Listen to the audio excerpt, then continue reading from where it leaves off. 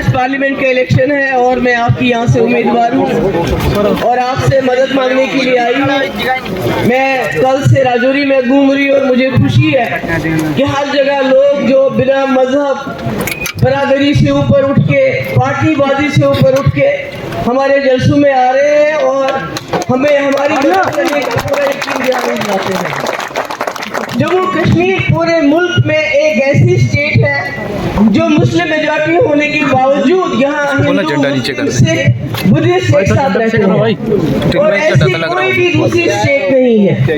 یہ ہماری خصوصیت ہے. ہماری زبانیں الگ, ہم شاید پوشاک بھی الگ پہنتے ہو اور ہم رہتے اکٹھے ہی ہیں.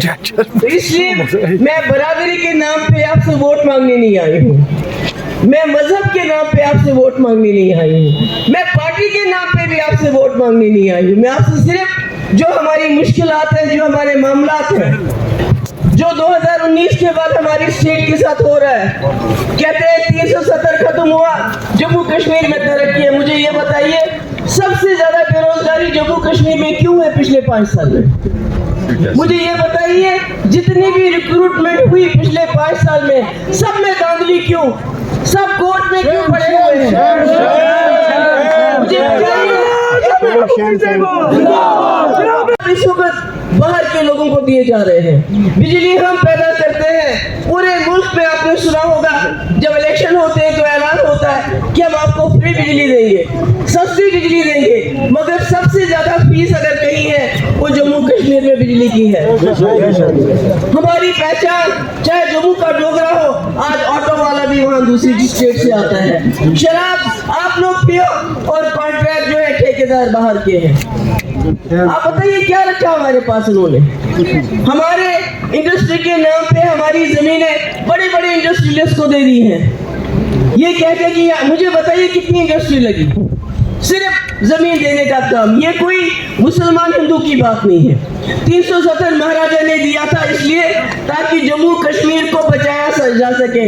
ہماری زمین ہماری نوکریاں ہمارے پاس رہے, مگر آپ نے دیکھا پچھلے 5 سال سے ہم سے ہر چیز چھینی جا رہی ہے. اس لیے یہ الیکشن بجلی تار پول کے لیے نہیں ہے. یہ الیکشن جو ہمارے حق ہے, جو ہمارا ہے. اگر بجلی ہماری ہے تو ہمیں کیوں نہیں سستی مل رہی, ہمیں کیوں نہیں مفت مل رہی ہے, ہمیں کیوں اتنی مہنگی مل رہی ہے؟ اگر ہماری پہچان ہے, میں تو ہر جگہ کہتی ہوں اپنی زبان بولو. ڈوگری کو کہتی ہوں ڈوگری بولو گھر میں, بچوں کے ساتھ انگریزی اردو مت بولو, وہ اسکول میں جا کے انگریزی اردو سیکھیں گے. پہاڑی کو پہاڑی بتانا چاہیے بچوں کو گھر میں, گوجری کو گوجری اور کشمیری کو کشمیری بولنی چاہیے, اور یہی تو ہماری پہچان ہے.